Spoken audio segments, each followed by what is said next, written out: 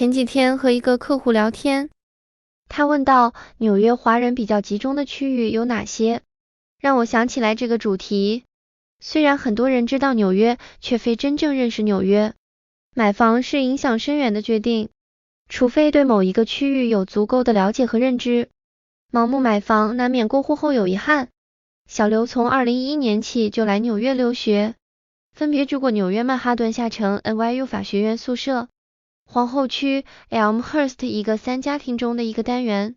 布鲁克林分别是 Sunset Park 和 Bensonhurst 的2个公寓。最后我出于孩子学区、生活便利、社区治安及交通的考量，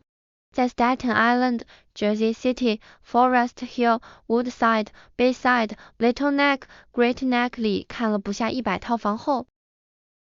，2017年选择在 Bensonhurst 买了个小 house， 生活至今。今天起，我计划把我了解的纽约市 NYC 5大区域以及长岛 Long Island 做一个系列栏目，简要介绍大部分华人热衷于选择的居住区域。先简单介绍纽约市和长岛的大概区域分布，再分析每个区域内的小的社区，几个基础概念。City 城市 County 郡 Neighborhood 社区 Island 岛屿。接下来看我们看图说话。纽约市下有5大郡，分别是曼哈顿 Manhattan County、皇后区 Queens County、布鲁克林 Brooklyn County、布朗克斯 Bronx County 和史丹顿岛 Staten Island。长岛比较特殊，我觉得长岛可以做2种理解：一、地理位置上的长岛和2、大家口中的长岛。红色圈内的是地理位置上的长岛，它是紧挨着曼哈顿一直向东延伸的一个岛屿。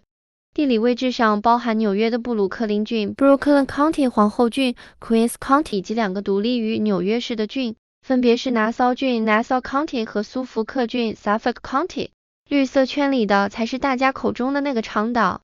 那个坐落着宋美龄故居、电影《华尔街之狼》原型 Jordan Belfort 大庄园的学区好、地税高的富人区。这个大家口中的长岛被划分为2个郡，